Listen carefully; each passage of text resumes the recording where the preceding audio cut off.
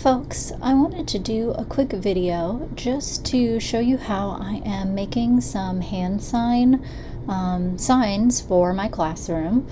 I am teaching theory fundamentals this semester, and that involves some sight singing, so I wanted to print off some hand sign things that I could post in the classroom for when we use them. Some people like to use hand signs, others don't, but I want to show you how I would do that in PowerPoint, and then you can use that to put whatever you want on there. So something that I've actually noticed, if you're looking at my screen here, is that this looks very wide. It is not quite the size of regular paper. It is actually different dimensions. So when I want to print something off that is on 8.5 by 11 inch paper, I want to set that up a little bit differently. So what I'm going to do is go to File up here at the top and go to Page Setup. There is a place in there where you can actually change the size and orientation. Now mine doesn't actually flip it, I don't know why, but what I don't want is widescreen because that shows the width as being off by quite a bit. So just for my sake this time, what I'm going to do is switch it over to letter paper. This usually isn't important unless you have a graphic that's like going across the top or bottom. I've had things cut off before, so because I don't want that to happen this time, I'm going to change those margins. And I know you're probably like, wait, why is it 10 by 7.5? It cuts an inch off of each one of those. You could push it all the way to the edge and change it if you want. That'll make it go custom. So that is 8.5 by 11. That's fine, we can do that. So here we go. We want to scale up our content, and now I'm actually going to add my hand signs to my document. So I'm going to go ahead and get rid of this. Just change it blank.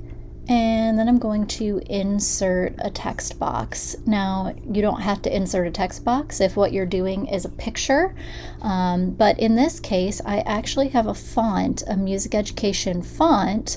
I'm going to show you where I got that from.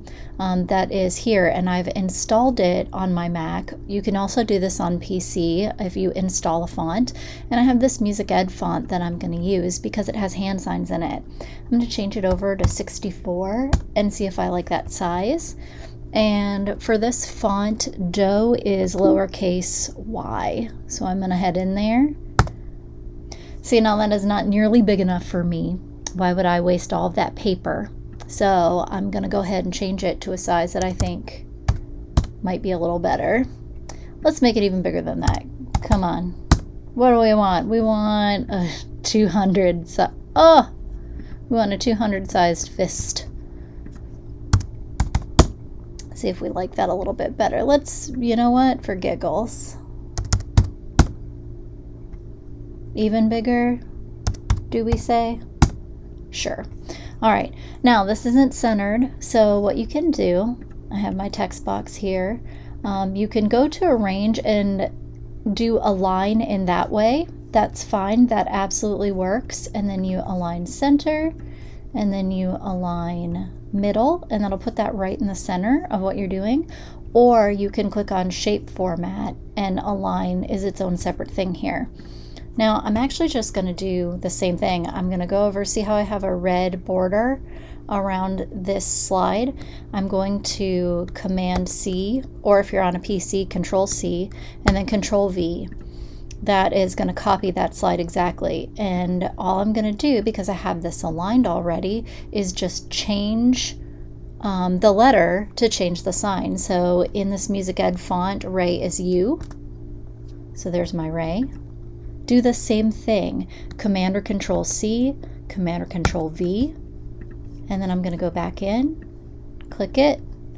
And in this font, me is lowercase I. So there's my me. Same thing, Control C, Control V, or Command C, V, whatever's clever, depending on the operating system you're using. O is going to be my fa. And then we're going to do this again. I want a phi, and I have that option here. So I want a raised fa, and in this case, that's going to be an uppercase O. So there's our phi. Same thing, Control C, Control V. And my so is a P. They do not have a C, and that makes me sad. But we're going to live. I'm going to live, thrive, and survive. Law is actually the left bracket. So there's our law. Same thing. I'm going to want my right bracket for T. And then I can really just go all the way back up and get another dough. So that one has the bracket around it. It has the red border, so that's the one I'm copying. Drag it all the way down here. And there we go. We have copied and pasted that. If you'd like to know a little bit more about the actual font, this is the Music Ed font. You can get it here at musicteachertools.myshopify.com/products/musiced. There is a Music Ed font there that has stick notation. It has regular notation as well with note heads on it, and it provides a nice little character map for you there.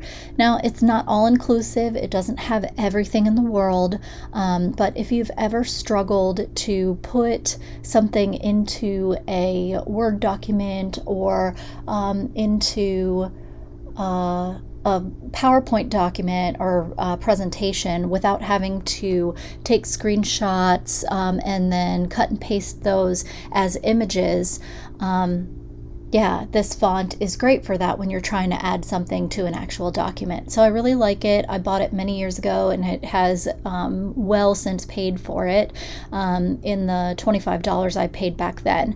They also have, fingering charts and whatever. It's really super helpful if you don't want to make one yourself. But anyway, a shameless plug for that because that has been really helpful for me. But now all I'm going to do is make sure that I have my card stock in my printer, and then, just print it. And that'll be great. It'll come up just like I want it to. Something really important with this Music Ed font, though, this is super key, is that you want to make sure that it's saved as a PDF, because this font does not come on everybody's computer.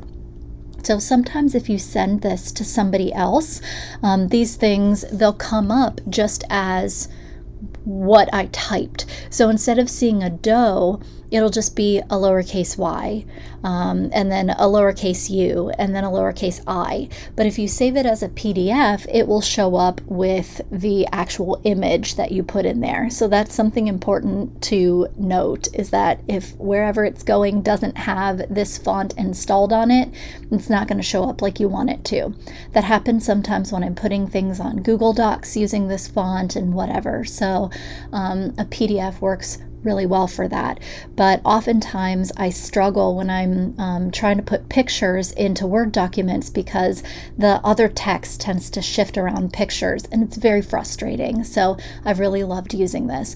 But you can use this exact same technique for inserting pictures and whatever, and have them print out really well on an 8.5 by 11 sheet of paper. So there you go. Hope this helps.